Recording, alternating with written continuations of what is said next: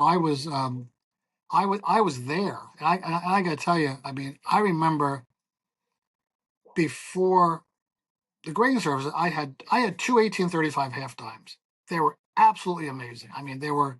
I'm going to tell you that. I mean, 67 plus on a bad day, 68 maybe, right? Actually, no, I did 1834 to 1835. The 34 was white. The 35 was semi-proof like in green, right?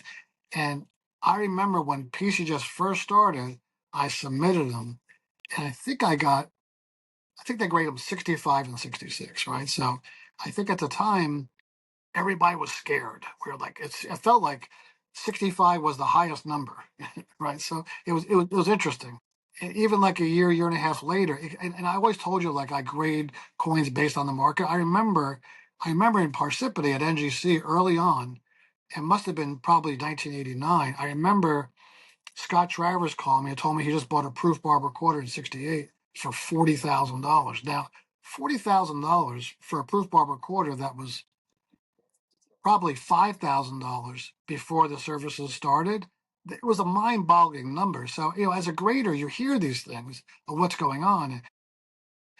Silver dollars, 18 ADSs and 65 are $1,000. As a grader, you tend to say, "Oh, these are $1,000." So basically, you pick up a coin.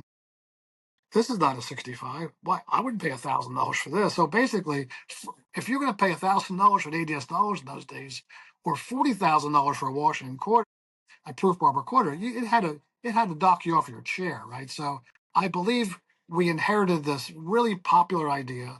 Wall Street was in coins. This guy named Mirage from Iran was buying tons of coins.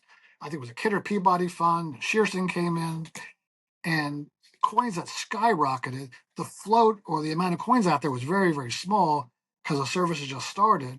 The standards were tight and the prices skyrocketed. And as the prices went higher and higher, instinctively as a grader, I can speak for myself.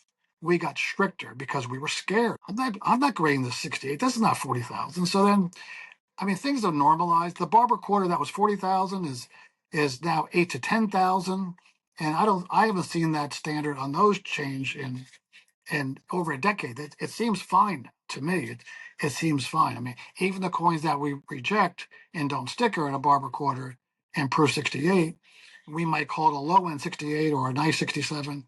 We don't think we don't think they're way offline, right? So I think it's you're always going to hear stories about it, but you're hearing isolated stories. Yeah, it seems. I would hope so too. So, now with modern coins and the volume in which the government was cranking them out, if you will, you kind of got a proliferation of 70s, right, for the modern stuff. And a lot of folks say, hey, unless it's a 69 or a 70, why even put it in a holder?